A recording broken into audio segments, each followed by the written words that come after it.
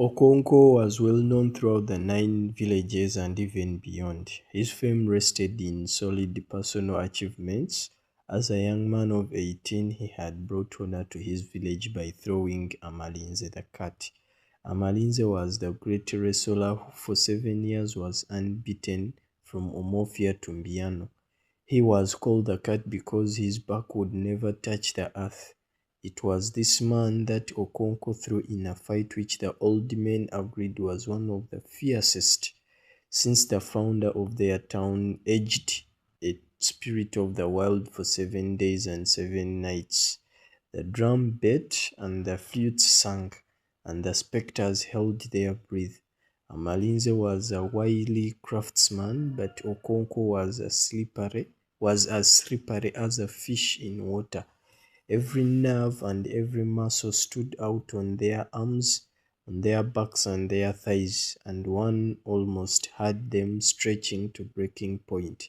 In the end, Okonkwo threw the cat.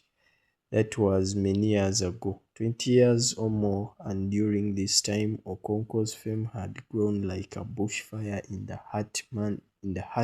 a Hamatan. He was tall and huge, and his bushy eyebrows and wide nose gave him a very severe look. He breathed heavily, and it was said that when he slept, his wives and children in their houses could hear him breathe. When he walked, his heels hardly touched the ground, and he seemed to walk on springs as if he was going to pounce on somebody. And he did pounce on people quite often. He had a slight stammer, and whenever he was angry and could not get his words out quickly enough, he would use his fists. He had no patience with unsuccessful men. He had no patience with his father. Onoka, for that was his father's name, had died 10 years ago.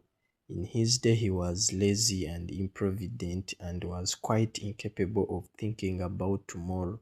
If any money came his way, and it seldomly did, he immediately bought gourds of palm wine, called around his neighbors, and made merry.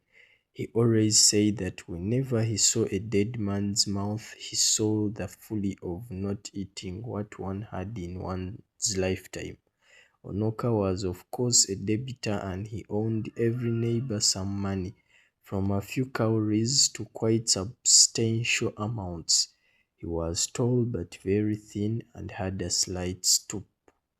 He wore a haggard and mournful look except when he was drinking or playing on his flute. He was very good on his flute, and his happiest moments were the 2 or 3 months after the harvest when the village musicians